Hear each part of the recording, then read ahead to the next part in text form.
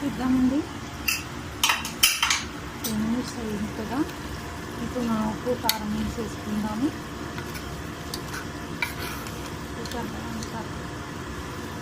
2 మినిట్స్కి ఎక్కువైందో ఇప్పుడు మనం కారం వేసుకుందాము. కారం ఉంది, కొద్దిగా గరం మసాలా వేసుకుందాము. కొద్దిగా గరం మసాలా, సాల్ట్ వేసుకుందాము. రుచికి సరిపడా సాల్ట్ వేసుకున్నాము. రుచికి సరిపడా సాల్ట్ వేసేసుకున్నామండి. ఒక స్పూన్ వేసుకున్నాము. కలిపేసుకున్నాము. కలిపేసి మూత పెట్టుకున్నామండి. కొద్దిగా వాటర్ వేసుకున్నాము.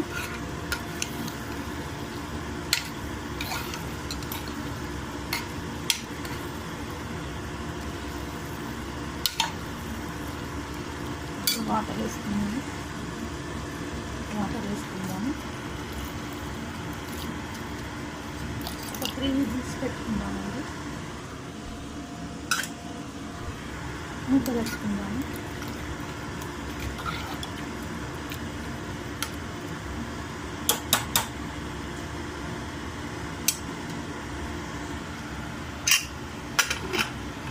త్రీ విజిల్స్ పెట్టుకున్నామండి.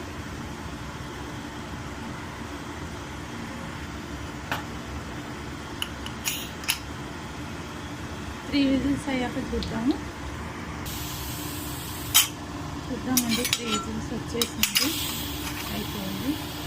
స్టీమ్ వస్తుంది కదా, చూద్దాము. ఇప్పుడు ఓపెన్ చేద్దాము.